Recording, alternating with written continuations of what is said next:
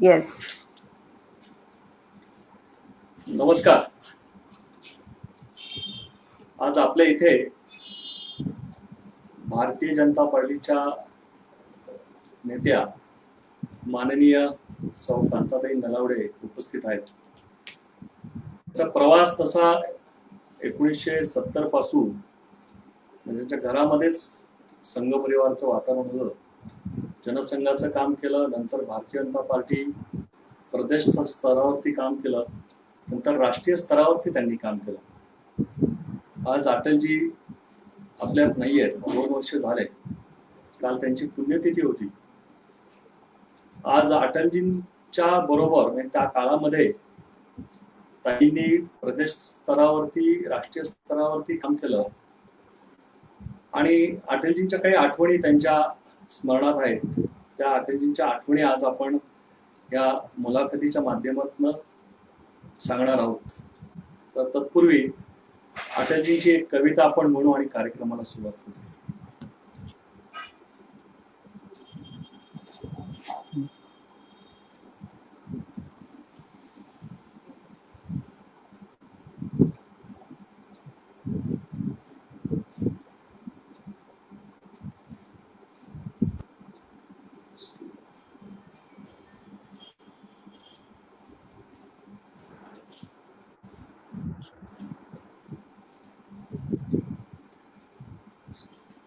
क्या हार में क्या जीत में, किंचित नहीं भयभीत में, कर्तव्य पथ पर जो भी मिला, यह भी सही वो भी सही, वरदान नहीं मांगूंगा तो कुछ पर हार नहीं मानूंगा.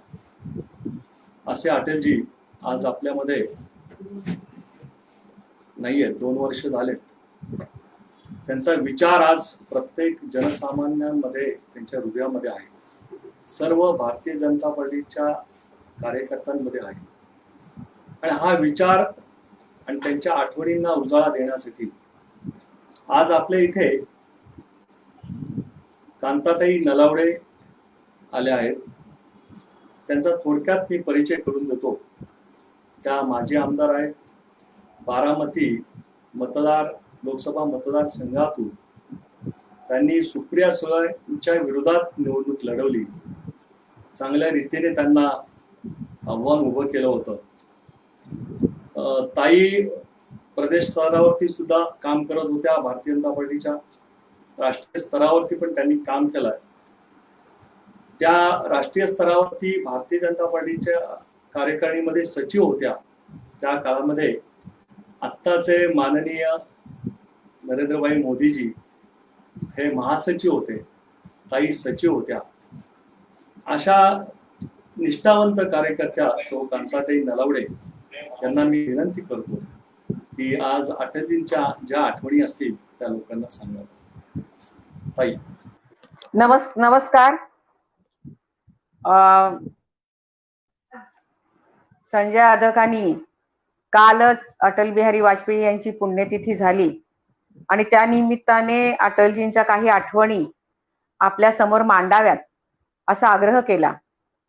मी ज्या वेळेला राष्ट्रीय सचिव आणि राष्ट्रीय महिला मोर्चाचे अध्यक्ष होते त्यावेळेला म्हणजे अटलजींचं सानिध्य बऱ्याच वेळेला मला मिळालंय. असे आपले हे भारतरत्न श्रद्धेय अटल बिहारी वाजपेयीजी, ज्यांना म्हणजे ओजस्वी वक्ता, खरं म्हणजे ते फार विचारवंत लेखक होते, म्हणजे भावनात्मक म्हणजे असे कवी होते. आत्ताच्या काळामध्ये जर आपण पाहिलं तर खरं म्हणजे राजकीय प्रबोधनाची गरज आहे. आणि हे राजकीय प्रबोधन आपण कोणाकडून घ्यायचं, तर म्हणजे मला जे असं वाटतं, मी 1-2 मिनिटं अटलजींच्या बद्दल बोलणार आहे की अटलजींची जी भाषणं आहेत, म्हणजे ज्या ज्या ठिकाणी त्यांनी भाषणं केली ती जर आपण म्हणजे जर भाषणं आपण पाहिली तर मला असं वाटतंय की या सगळ्या गोष्टींची परिपूर्ती त्यांच्या भाषणामधून होऊ शकते. म्हणजे त्यांच्या भाषणातून आपल्याला काय काय शिकायला मिळतं, तर एक तर भाषण कसं करावं म्हणजे नंबर 1, त्याचबरोबर म्हणजे राजकीय भाष्य कसं करावं, त्याचबरोबर म्हणजे जे विधेयक मांडली जातात मग महाराष्ट्र सदन म्हणजे हाऊसमध्ये किंवा मग केंद्राच्या, तर ते विधेयक मांडत असताना नकारात्मक विचार कसे मांडावे, त्याचबरोबर राष्ट्रहिताचा विचार कसा करावा, अभ्यास कशा पद्धतीने केला पाहिजे, भाषण आपलं कसं असावं, भाषा कशी असावी, म्हणजे हे सगळं जे अटलजींच्या याच्यातून आपल्याला मिळतं की लोकांच्या प्रश्नांना कोणत्या पद्धतीने आपण उत्तर दिले पाहिजे, म्हणजे लोकांना आपण कन्व्हिन्स कसं करावं, इतकं उत्कृष्ट त्यांच्या सर्व भाषणांमधून वेगवेगळ्या प्रकारचं आपल्याला खरं म्हणजे मार्गदर्शन मिळतं. मला असं वाटतं की इतका हा अमोल ठेवा आपल्याकडे आहे, परंतु आपण त्याचा खरं म्हणजे वापर केला पाहिजे. अटलजींच्या खरं आठवणी सांगायच्या तर पहिल्या प्रथम 1996 साली ज्या वेळेला कार्यसमिती मुंबईमध्ये झालेली होती आणि त्यावेळेला मी मुंबई महिला मोर्चाचे अध्यक्ष होते आणि कार्यसमिती असल्यामुळे राष्ट्रातून पूर्ण देशभरातून सर्व लोक आले होते आणि समारोपाच्या दिवशी शिवाजी पार्कला फार मोठी भव्य सभा होती आणि शरद भाऊ कुलकर्णी आणि स्वर्गीय प्रमोद महाजन या दोघांनी मला सांगितलं की कांताताई तुम्हाला या सभेचं सूत्रसंचलन करायचंय, तर हिंदीमध्ये बोलावं लागणार एवढे सर्व, परंतु सभेचं केलं आणि सभा संपल्यानंतर व्यासपीठावरून उतरता उतरता अटलजी माझ्याजवळ थांबले आणि त्यांनी सांगितलंय, बहुत बढ़िया हिंदी बोलती हो आप, बहुत अच्छा सूत्रसंचलन किया. म्हणजे तातडीने त्वरित लगेचच प्रतिसाद देणं किंवा कौतुक करणं हे खरं म्हणजे त्यांच्या स्वभावामध्ये होतं.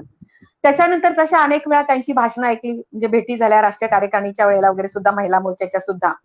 परंतु त्यांची जी पहिली खरं आठवण आहे म्हणजे मुंबईची, ते जयवंतीबेन मेहता म्हणजे यांच्याकडे ज्या वेळेला मी 2000 साली राष्ट्रीय सचिव झाले आणि मोदी म्हणजे पंतप्रधानांचा अटल बिहारी वाजपेयींचा त्यावेळेला पहिलाच दौरा मुंबईमध्ये होता आणि स्नेहभोजनाचा कार्यक्रम जयवंतीबेनकडे केला होता. अटलजींना गोड पदार्थ फार आवडायचे, त्याच्यामध्ये त्यांना आपल्याकडची पुरणपोळी फार आवडायची आणि मग पुरणपोळी केली होती आणि त्याच्याबरोबर कुरडया तळलेल्या होत्या. त्या खात असताना अटलजी बोले, अरे बहुत ही बढ़िया है, बहुत ही रुचि है इसमें, तो ये कहाँ मिलता है. तर जयवंतीबेन बोलल्या, कांता अटलजींना कुरडया आवडल्या तर पुढच्या वेळेला जाशील तेव्हा कुरडया घेऊन जा. आणि मी त्या कुरडया घेऊन गेले होते. त्याचा संदर्भ मी म्हणजे पुढे म्हणजे तुम्हाला मी सांगणार आहे. परंतु दिल्लीला म्हणजे 2001 साली ज्या वेळेला हिमाचलच्या विधानसभेच्या निवडणुका होत्या आणि शिमल्याला मोठी सभा घेतली होती, अटलजी पंतप्रधान होते आणि प्रमोदजी आणि प्रकाश जावडेकर या दोघांकडे त्या निवडणुकीची जबाबदारी होती. मी त्या म्हणजे प्रचाराचा अर्थ तिकडे गेलेले होते आणि थंडीचे दिवस, बर्फ पडत होता, म्हणजे हिमाचलचे स्थानिक नेते बोलत होते, पण प्रमोद महाजनजी फार वैतागले होते की थंडीत एवढे लोक बसले, तेवढी मोठी गर्दी झाली आहे आणि ते थंडपणे हे सगळे बोलतायत. आणि व्हीव्हीआयपी याच्यामध्ये मी पुढे बसले होते, माझ्या उपाध्यक्ष बरोबर होत्या. त्यांनी मला पाहिलं आणि प्रकाश जावडेकरांना सांगितलं, कांताताई समोर दिसतात, त्यांना तू वर बोलवू ना. उंचावर सभा होती म्हणजे टेकडीवर. मग मी वर गेले, म्हटलं प्रकाश म्हणजे तुझा आता बळीचा बकरा बनणार आहे. आणि मी गेल्यावर मला म्हणजे त्यांनी सांगितलं की ताई आता माईक हातात पकडायचा, त्या अटलजी व्यासपीठावर येईपर्यंत तुम्ही भाषण करायचे. आणि संजय मी 1.25 तास तिथे हिंदीमध्ये थंडीमध्ये एवढ्या कुडकुटणाऱ्या म्हणजे भाषण केलं आणि अटलजी ते येत असताना ऐकत होते माझा आवाज, माझा आविर्भाव सर्व. आणि आल्यानंतर 3च खुर्च्या मांडलेल्या होत्या व्यासपीठावर, म्हणजे अटलजी बसणार होते, प्रमोदजी आणि हिमाचलचे अध्यक्ष. अटलजींनी प्रमोदजींना सांगितले, नाही यहाँ ये दीदी को बिठा दो, कांताताई को बिठा दो. आणि त्या पहिल्या 3 रांगेमध्ये की बहुत ही बढ़िया वो सब लोगों को उन्होंने किस प्रकार से और बहुत अच्छा बोलती थी. म्हणजे तो ती एक खरं म्हणजे आठवण आहे. परंतु मला असं एक सांगायचं की त्यांच्या पीएम हाऊस मध्ये आमचे, मी महिला मोर्चाचे अध्यक्ष असताना 4 कार्यक्रम आम्ही केले होते आणि त्या 4 कार्यक्रमांमध्ये एक कार्यक्रम अत्यंत म्हणजे स्पृहणीय, म्हणजे कधीच विस्मरणात जाणार नाही असा आहे. 8 मार्चला आंतरराष्ट्रीय महिला दिन होता आणि तो त्यांच्या आम्ही पीएम हाऊसवर आम्ही करणार होतो. सुषमाजी येणार होत्या, अटलजी तर प्रमुख पाहुणे होते, व्यंकय्या नायडू म्हणजे अध्यक्ष होते आणि आदल्या दिवशी रात्री 7 तारखेला माझ्या दिल्लीच्या महिला मोर्चाच्या सर्व पदाधिकारी आम्ही ग्राउंड सजवत होतो, आम्ही तयारी करत होतो म्हणजे त्या दुसऱ्या दिवशीच्या कार्यक्रमाची. एवढ्या 10 वाजता अटलजी मस्तपैकी आरामात म्हणजे आले आणि त्यांनी पाहिलं की ग्राउंडवर महिला काम करतायत. ते आले चालत माझ्याकडे, बोले कांताताई क्या कर रहा है आपका महिला मंडल. मैं मतलब कल के कार्यक्रम की हम तैयारी कर रहे हैं. ठीक है भाई आप तैयारी कर रहे हैं, लेकिन पेट पूजा का क्या. तर त्यांना सांगितलं की नाही, आम्ही याच्यानंतर अभी हम आंध्र भवन जाके खाना खाएंगे. तो ते एकदमच म्हणजे चेहऱ्यावर असा थोडासा राग, आणि ते बोलले की क्यों, यानी ये घर आप लोगों का नहीं है, यहाँ खाना नहीं मिलेगा आपको? मैंने बोले ऐसी बात नहीं है बाप जी, लेकिन हमने महाराज को सूचना नहीं दी है, तो उसमें क्या समय लगता है. आणि मुळात जर का तुम्ही अटलजी गेल्यानंतर त्यांच्या प्रार्थना सभेची जर भाषणं ऐकली असतील, तर त्याच्यामध्ये अडवाणीजींनी सुद्धा उल्लेख केला होता की त्यांच्यामध्ये एक विशेषता होती की अटलजींना स्वयंपाक करायला फार आवडायचं, आणि त्याच्यामध्ये खिचडी करायला त्यांना फार आवडायचं. अटलजींनी महाराजांना बोलवलं आणि महाराजांना सांगितलं खिचडी की तयारी करू, आणि त्याला सांगितलं लेकिन आज तडका मैं लगाऊंगा खिचडी को. मी आश्चर्यचकित झाले की अटलजी आज खिचडीला फोडणी देणार. आणि अटलजी बोले की नाही, तयारी होने के बाद बता दो. त्यांनी तयारी झाल्यावर आम्हाला बोलावलं, आप भी हमारे साथ चलो नहीं तो आपको लगेगा. नाही नाही, महाराज जी ने खिचडी बनाई, मैंने नहीं. तर मी किचन मध्ये गेले, माझे त्या उपाध्यक्ष माझ्यावर होत्या, पौर्णिमा शेठी, आणि खरोखरच म्हणजे अटलजींनी ज्या वेळेला त्या कढईमध्ये तूप टाकलं आणि ते गरम झाल्यानंतर त्याच्यामध्ये पहिल्यांदा राई टाकली त्यांनी, आणि ती राई टाकल्यानंतर त्यांनी मला माझ्याकडे बघितलं प्रश्न केला कि कांताजी, ये राई क्यों डालते हैं पहले? जब भी कोई सब्जी को तड़का देते हैं तो हम पहले राई डालते हैं. मी आपला भोळेपणाने सहज त्यांना उत्तर दिलं की मुझे ऐसा लगता है कि इससे टेस्ट अच्छी आती है. नहीं, गलत, आप गलत बोल रही है. बाप रे, काय चुकलं. बोले नहीं, ऐसे बात है कांताजी, तेल हो या घी हो, हम जब गरम करने के लिए रखते हैं तो कैसे पता चलेगा ये गरम हुआ है या नहीं? तो ये राई से पता चलता है.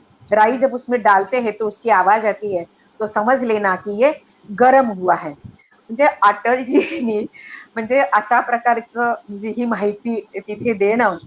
आणि ती खिचडी तयार झाल्यानंतर मी जसं सांगितलं की त्यांना म्हणजे जयवंतीबाईंच्या घरी कुरड्या फार आवडल्या होत्या. जयवंतीबाईंनी सांगितल्याप्रमाणे मी कुरड्या नेऊन दिल्या होत्या. त्यांनी त्या महाराजला त्या आधीच कुरड्या काढून ठेवायला सांगितल्या होत्या, आणि त्यांनी सांगितलं की ये डीप फ्राय करना, ये यही कांताताई महाराष्ट्र से लेके आई है तो उनको खिलाएंगे हम. म्हणजे बारीक सारीक गोष्टीमध्ये कार्यकर्त्यांची मन राखणं म्हणजे याच्यातून. आणि मग आम्ही जेव्हा त्या गोल टेबलवर जेवायला बसलो, माझ्या त्या महिलांना दिल्लीच्या सांगितलं कि मैं सिर्फ कांताताई को परसूंगा, इसका मतलब मैंने आपको भी परोस दिया. आणि इतकी अप्रतिम म्हणजे स्वादिष्ट खिचडी झाली ती संजय. पण त्यांच्या म्हणजे स्वयंपाक करण्याची फार आवड होती.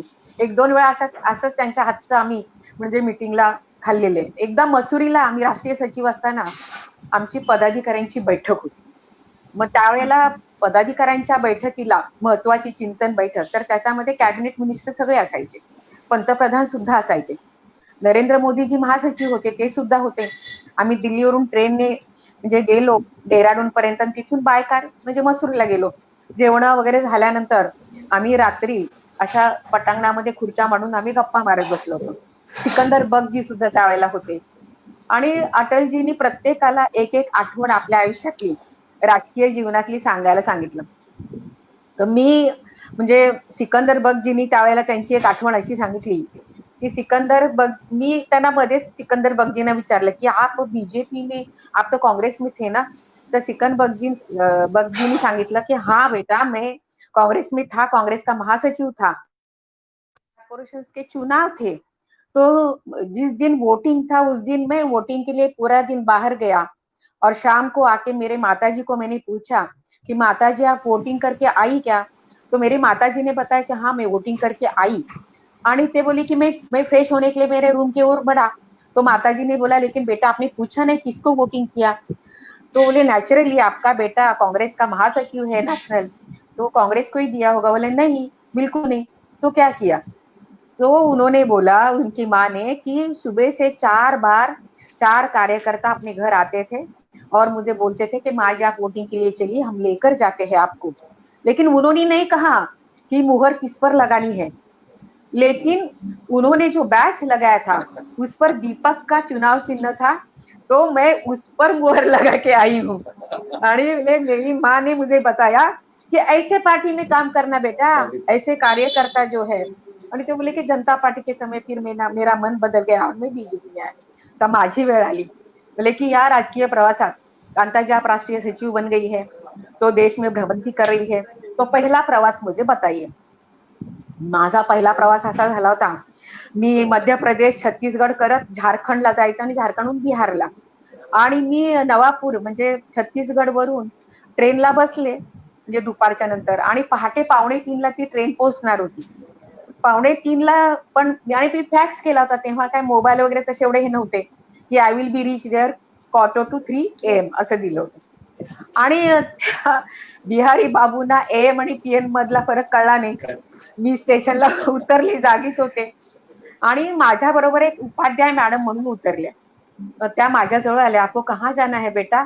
तो मी त्यांना सांगितलं की मैं बीजेपी के ऑल इंडिया सेक्रेटरी हूँ और मीटिंग के लिए आई हूँ, लेकिन मैं किसी को नहीं जानती, जो भी बीजेपी का झंडा लेकर आएगा उनके साथ में चली जाऊंगी. तर ती मग निघून गेली. पण तिने ना जाताना त्या म्हणजे कंपाऊंड मध्ये बाहेर गाड्या पाहिला, झेंडा कुठे दिसतोय का, आणि तिच्या लक्षात आलं कोणी आलं नाही, त्या नवख्या ठिकाणी ही आलेली आहे. आणि त्या परत आल्या, गाडी तिथे म्हणजे ड्रायव्हरला थांबवायला सांगितली. त्या माझ्याजवळ आल्या, देखो बेटा यहाँ कहीं पे भी झंडा नहीं दिख रहा है, गाड़ी नहीं दिख रही, आप मेरे साथ चलो. आणि मी त्यांच्या बरोबर गेले. त्या सुद्धा काँग्रेसच्या एका माजी आमदाराची ती मुलगी होती. त्यांचं वय वर्ष 65 असेल तेव्हा, मी 50 वर्षाची असेल म्हणजे तेव्हा. पण त्या बाईनी म्हणजे परमेश्वर धावला असं म्हणायला हरकत नाही. त्यांच्या घरी रात्री मग छान त्यांनी, मी आंघोळ केली, कॉफी दिली, मी झोपले, आणि सकाळी उठल्यावर बोले लगाव तुम्हारी वो बिहार के अध्यक्ष को फोन. आणि मी लावला अध्यक्ष जीना पाटण्याला फोन. बोले अरे कांता जी, आप तो दोपहर के बाद आने वाली है. त्यांनी मग त्या उपाध्याय मॅडमनी फोन माझ्या हातातून घेतला. अरे कैसे लोग हैं, उसने फैक्स किया था आपको कि I will be reach there 2:45 AM. आपको AM PM समझता नहीं क्या?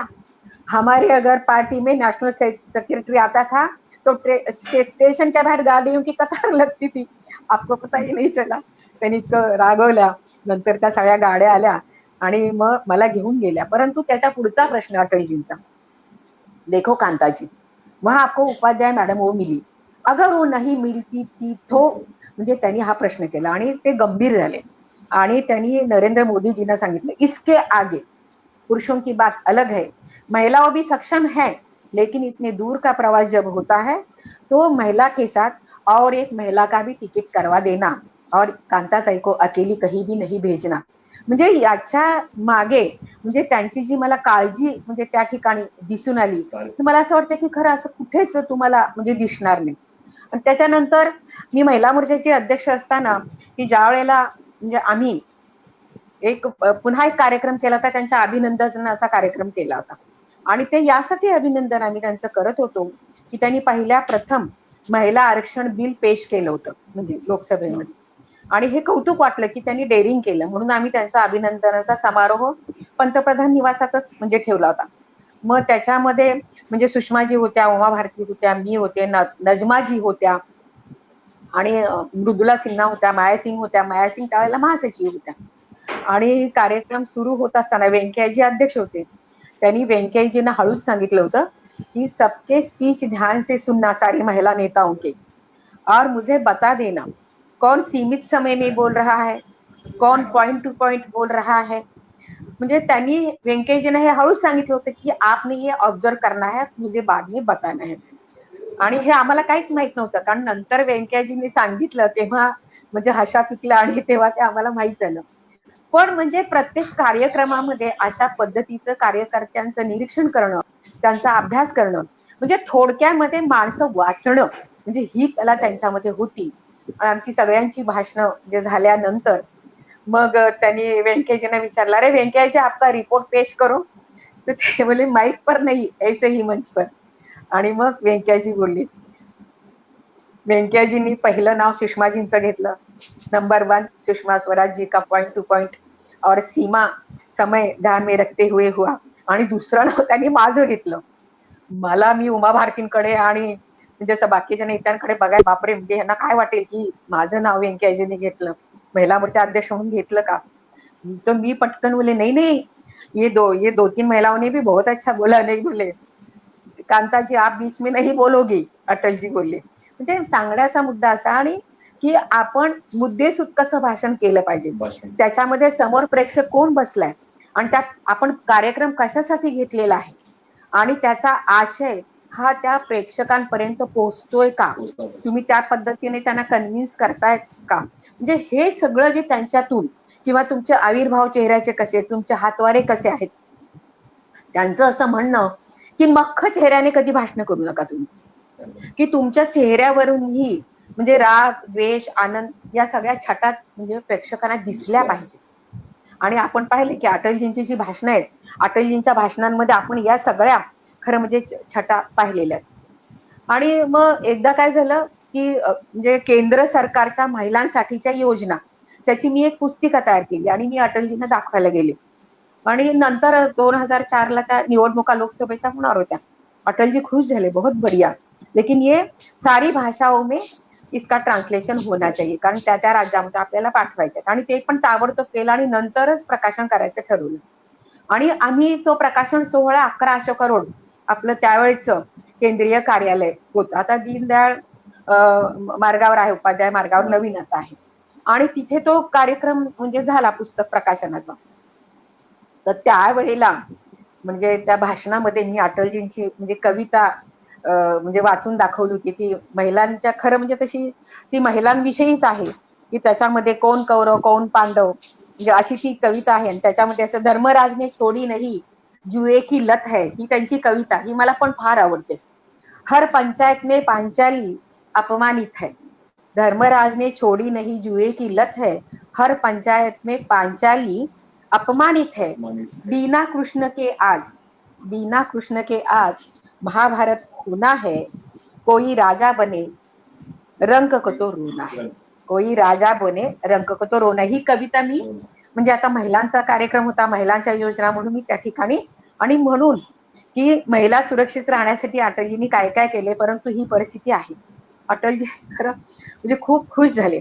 आणि मग त्यांचं समारोपाचं जे भाषण झालं त्याच्यामध्ये की माझा उल्लेख त्यांनी कवी म्हणून केला. मी हसायला लागले कि मैं बोले नहीं ये मेरी नहीं आपकी कविता थी अटल जी ने, लेकिन मैंने सुना है तू छुप छुप के कविताएं सुनाती हो महिलाओं को. आणि मग त्यांनी मला सांगितलं की अभी आपको समारोह के समय मेरे स्पीच के बाद आपकी एक कविता हमें सुनानी है, ऐसे ही विषय पे होनी चाहिए. आता अचानक म्हणजे त्यांनी सांगितल्यामुळं मग नंतर एक 4 ओळीची मला मिस केलेली कविता म्हणजे आठवली की ज्या वेळेला सती प्रकरण झालं होतं ग्रंथ संग्रहालयामध्ये जो गावस्कर हॉल आहे त्या ठिकाणी काव्य स्पर्धा होती आणि मी एमफिलचा अभ्यास खाली लायब्ररीत करत होते. मला मैत्रिणीवर घेऊन गेल्या आणि तुला भाग घ्यायचा, आणि ती चिठ्ठी मी काढली तर त्याच्यामध्ये पुरुष सती जातो तेव्हा असा विषय माझ्यासाठी तो आला होता. तर तेव्हा मी अशी म्हणजे ती कविता खोली केली होती 4 ओळीची की नवरा माझा बाई बाईल वेडाच आहे, नवरा माझा बाई बाईल वेडाच आहे, मी मेल्यावर सती जाणार म्हणतो आहे, मी मेल्यावर सती जाणार म्हणतो आहे, माझा नवरा जेव्हा सती जाणार म्हणतो तेव्हा माझी सासू मला जाळायचे की नाही याचा विचार करते, तेव्हा माझी. आणि हे ऐकल्यानंतर अटलजी बोले तो मैंने सही पहचान करा दिया आपकी कवयित्री करके. मैं बोली नहीं नहीं ये तो ऐसे ही मैंने की है. परंतु सांगण्याचा मुद्दा असा की म्हणजे कौतुक करणं, पाठीवर म्हणजे हात म्हणजे याचा देणं, म्हणजे हे जे सगळं त्यांनी म्हणजे केलेलं आहे. परत मला आता यावेळेला खरं म्हणजे त्यांची आठवण येते. आपण जर पाहिलं की ज्या वेळेला दीनदयाळ उपाध्याय म्हणजे यांची हत्या झाली, दीनदयाळ उपाध्याय अध्यक्ष होते म्हणजे राष्ट्रीय जे जनसंघाचे, त्याच्यानंतर मीडियामध्ये पत्रकारांमध्ये अशा पद्धतीचे प्रश्न यायला लागले की अभी इसका क्या होगा, अभी जनसंघ खत्म हो जाएगा, असं सगळे. तर त्यावेळेला म्हणजे अटलजींचं एका ठिकाणी त्यांनी भाषण केलं होतं, अभी इनका तो मुख ही चला गया, अभी म्हणजे म्हणजे डोकंच नाही राहिलं जनसंघाचं, डोकंच उडालं, अशा पद्धतीने टीका व्हायला लागली. आणि तेव्हाच मला खरं म्हणजे अटलजींचं ते वाक्य आठवते की त्यांनी सांगितलं की हमारी संस्कृती ऐसी है कि कंकर कंकर में हम शिव जी को देखते हैं, कंकर कंकर में हम शिव जी को देखते हैं, लेकिन जनसंघ को मुख भी ऐसा लगेगा कि जैसे शिवजी ने अपने बेटे का यानी सर कटा दिया था और बाद में जो हाथी का सर लगा दिया था, तो उसने पूरी दुनिया को, आज भी हम कोई भी जब कार्यक्रम करते हैं तो उसके पहले उसकी पूजा करते हैं, ऐसे ही जनसंघ को भी ऐसे सर मिलेगा कि ये पूरे भारतवर्ष को ही नहीं सारी दुनिया को वो मार्गदर्शन करेगा और संस्कार दे देगा. आणि मला असं वाटतं की अटलजींनी जणू काही ती भविष्यवाणी म्हणजे केली होती. अटलजींच्या रूपाने खरं म्हणजे आपल्याला नंतर ते अध्यक्ष झाले आणि जनसंघाला म्हणजे अशासारखं म्हणजे विचारवंत म्हणजे डोकं मिळालं. आणि आपल्याला आठवत असेल की ज्यावेळेला जनता पार्टीची स्थापना झाली आणि मुंबईमध्ये समता नगरमध्ये मोठं म्हणजे कार्यक्रम झाला होता, म्हणजे कार्यकारिणी झाली होती. त्यावेळेला समारोपाचं भाषण म्हणजे ज्यावेळेला झालं, छागलाजी सुद्धा त्या सभेमध्ये होते. छागलाजीने आपल्या भाषणात उल्लेख केला होता, कल के प्रधानमंत्री अटल बिहारी वाजपेयी. म्हणजे त्यांनी जशी काही भविष्यवाणी केली होती तशी अटलजींनी सुद्धा आपल्या भाषणाचा समारोप करताना त्यांनी सांगितलं, म्हणजे बोलले होते, सूरज ढलेगा, अंधेरा छटेगा और कमल खिलेगा. म्हणजे ज्या ज्या वेळेला अटलजींनी अशा पद्धतीचं म्हणजे जर त्यांची मागची भाषणं जर आपण पाहिली तर जसं काही म्हणजे ते दूरदृष्टी त्यांच्याकडे होती का द्वेष्टा होते असं म्हणजे आपल्याला कळतं आणि त्या पद्धतीने खरं म्हणजे ते भाषण करतात. मला अजून एक दोन आठवणी म्हणजे त्यांच्याबद्दल म्हणजे सांगायच्यात की ज्या वेळेला म्हणजे सुषमाजींचा म्हणजे खरं म्हणजे सुषमाजींना 2016 साली त्यांचं किडनी ट्रान्सप्लांट झालं होतं. त्याच्या अगोदर त्यांना खूप त्रास होता आणि माझ्यावर ज्या ऍडव्होकेट पूर्णिमा शेट्टी उपाध्यक्ष होत्या त्या दिल्लीच्या मंत्री सुद्धा होत्या सुषमाजींबरोबर आणि त्यांनाही त्रास आणि एम्स मध्ये दोघींनाही ऍडमिट केलं होतं. तर मी सुषमाजींना बघायला गेलो तर त्यावेळेला म्हणजे अटलजींबरोबर कायम म्हणजे मित्र कसा असावा तर शिवकुमारजींसारखा असावा. म्हणजे अटलजींचे मित्र अगदी सुरुवातीपासून शेवटपर्यंत त्यांच्या बरोबर राहिले. आणि त्या ठिकाणी शिवकुमारजींचा फोन आला मला की कांताताई, अटल जी का मैसेज है आपको कि पूर्णिमा जी को देखने के बाद सुषमा जी को भी देखना, सुषमा जी भी ऊपर के कमरे में है. सुषमा जी कोणाला भेटत नव्हत्या पण आता सांगितल्यामुळे मी गेले.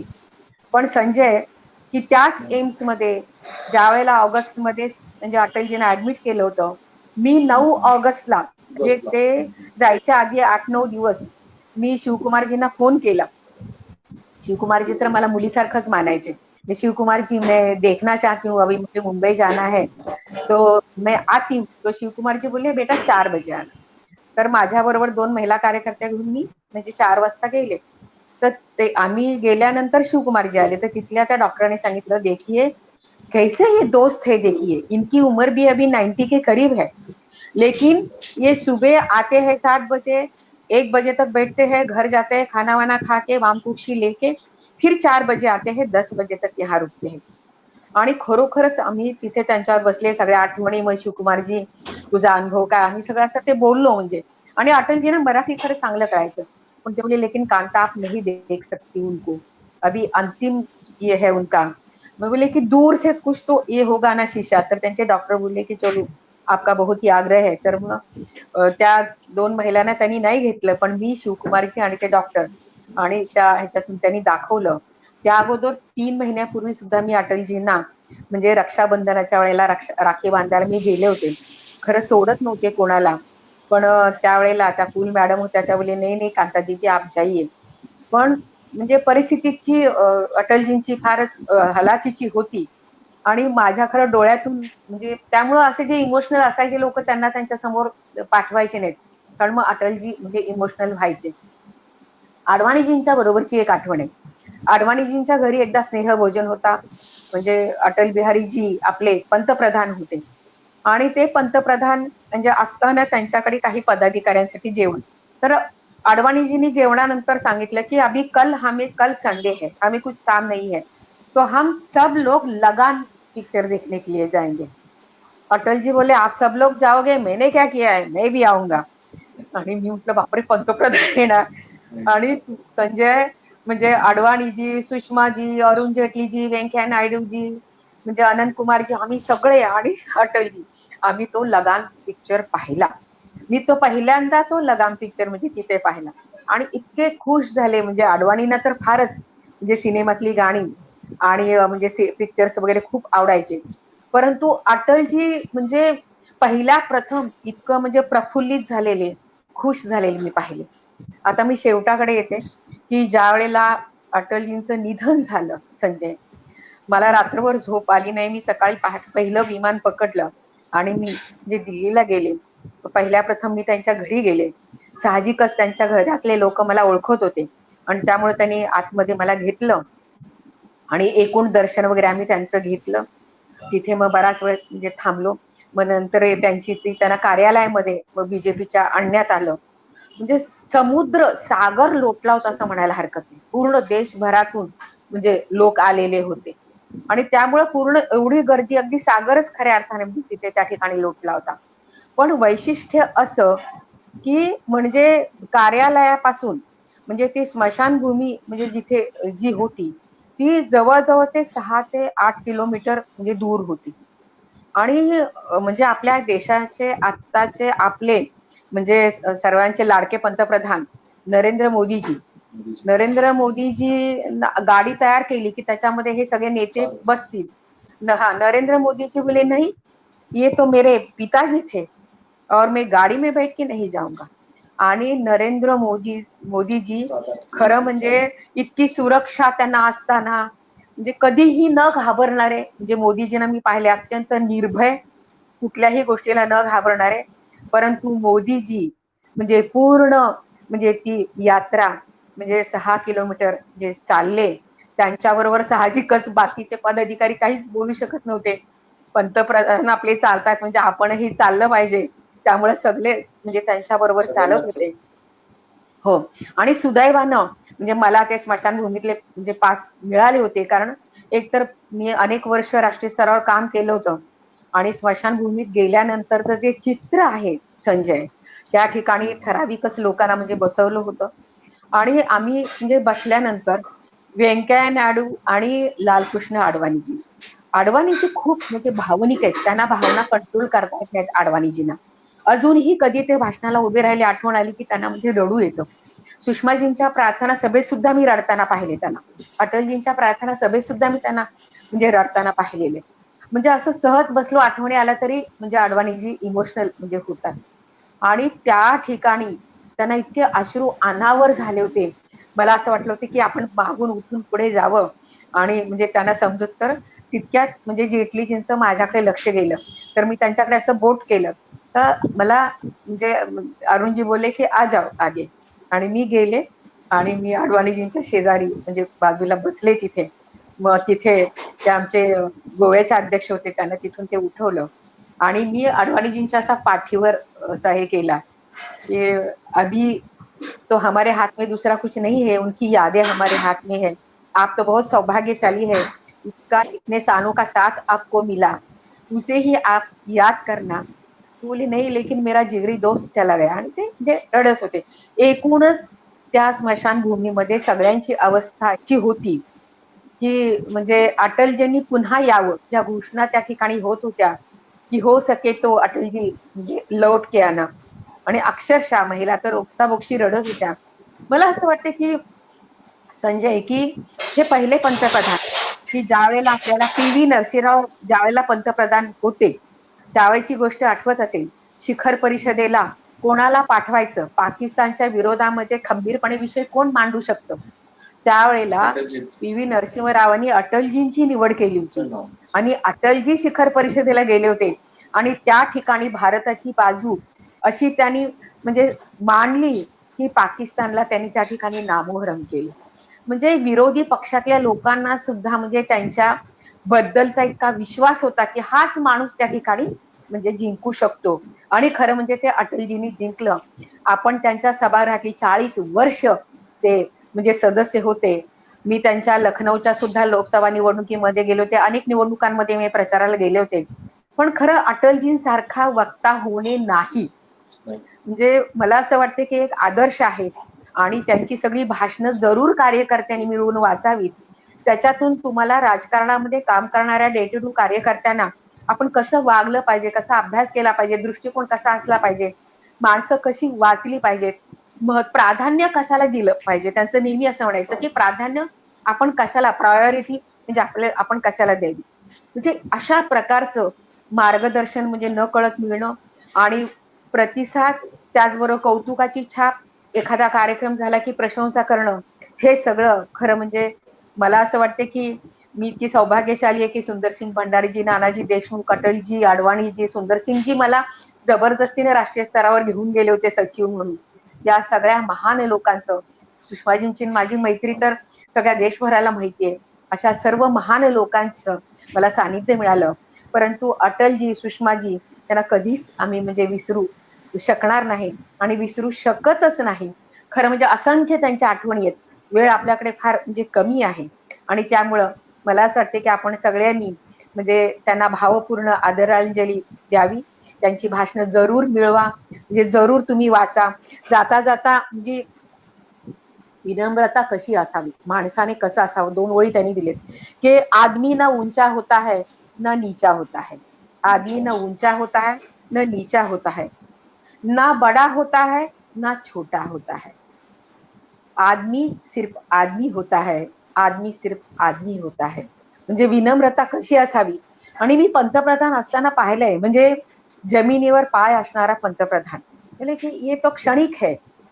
म्हणजे स्वतःचं पंतप्रधान निवास हे तुमचं सुद्धा घर आहे असे म्हणणारे हे पंतप्रधान, म्हणजे आपण किती भाग्यशाली आहोत. अशा पक्षाचं आपण काम करतोय, आपण कार्यकर्ते आहोत. खूप खूप धन्यवाद. ताई, एक तो अनुभव तुम्हाला माहित असावा की सरसंघचालक गोळवलकर गुरुजी असताना तो अनुभव तो मला कालच पुस्तक वाचताना तो अनुभव मला वाचायला मिळाला.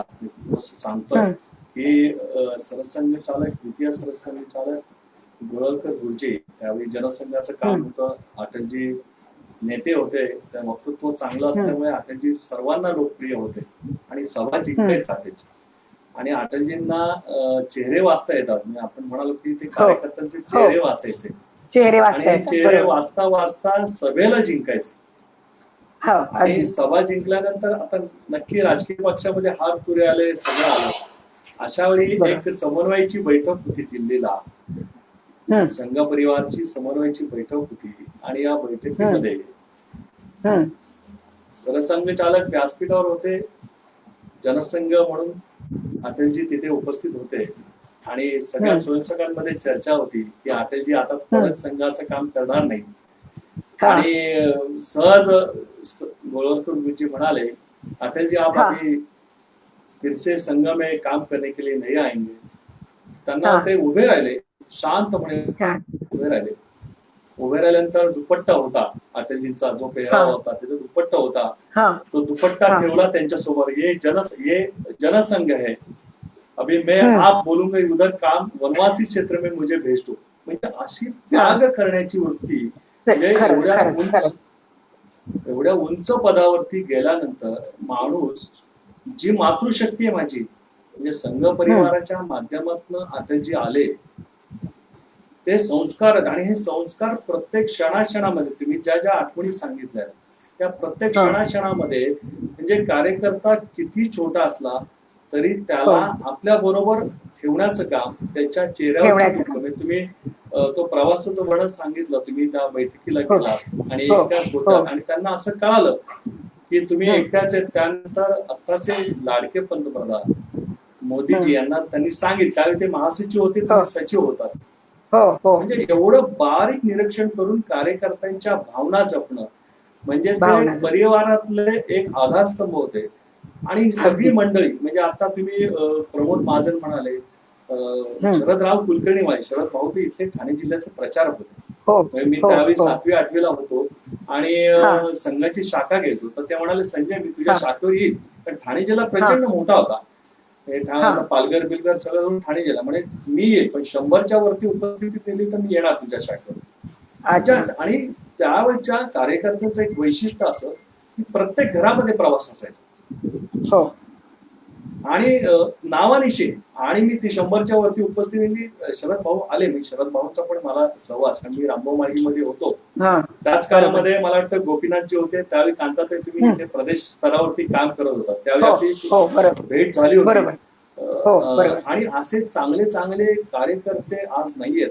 त्यांच्या ज्या आठवणी आहेत किंवा त्यांनी जे जे काम केलंय हे आताच्या भारतीय जनता पार्टीच्या किंवा परिवारातील सर्व लोकांना एक आदर्श किंवा त्यांच्यापासून काहीतरी प्रेरणा घेऊन काम करण्यासाठी. म्हणून आज आपण, काल पुण्यतिथी होती, अटलजींच्या आठवणीच्या माध्यमातून आपण सर्वांना एक मार्गदर्शन किंवा एक दिशा देण्याचं काम, म्हणजे अटलजी काय होते आणि अटलजींनी काय केलं समाजासाठी, स्वतःसाठी आणि देशासाठी. आज अजात शत्रू म्हटलं जातं, म्हणजे पंडित जवाहरलाल नेहरू म्हणाले होते की एक दिवस हा माणूस देशाचा पंतप्रधान होणार.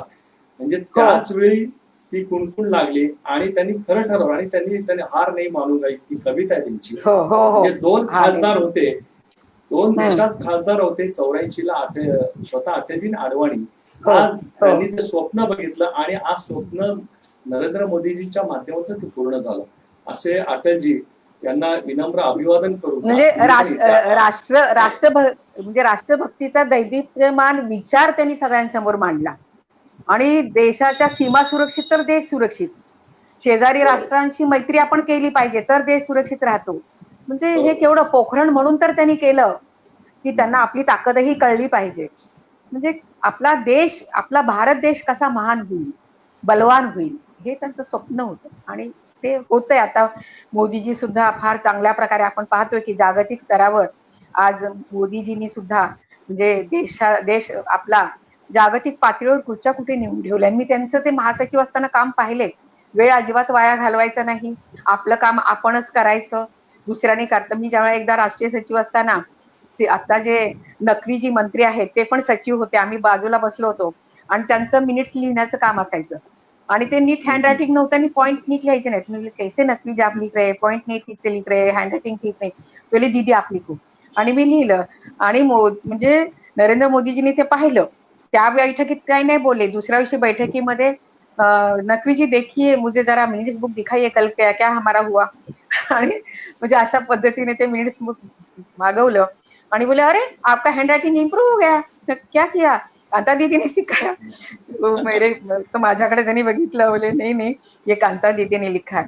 मग ते बोले त्यांना नाही राग, बोले बोले आप आपका ही काम करो, उनकी आदतें मत बिगाड़ो, उनको लिखने दो, उनको समझना चाहिए कौन से पॉइंट लिखने चाहिए, हँड रायटिंग अच्छा होना चाहिए.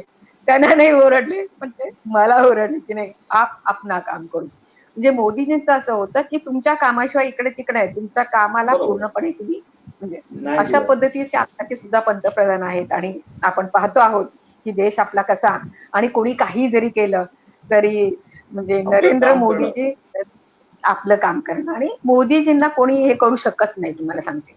म्हणजे अशक्य गोष्टीतला तो एक वेगळा सच्चा माणूस आहे आणि देशासाठी निष्ठाने सगळं पूर्ण वाहून घेतलेले म्हणजे त्यांनी. आपण भाग्यशाली आहोत असं म्हणायचं. हेच आपलं नशीब की आपण भारतीय जनता पार्टीचे आपण म्हणजे कार्यकर्ते आहोत. हे खरं आपल्या दृष्टीने मला असं वाटतं फार अभिमानाची आणि गर्वाची म्हणजे गोष्ट आहे. आज पुण्यतिथीच्या निमित्ताने आपण अटलजींच्या आठवणी म्हणजे जसं आपण म्हणतात की आज मोदीजी ते अशक्य गोष्ट नाहीये त्यांच्या याच्यात हिस्टरीमध्ये अशक्य गोष्ट नाहीये.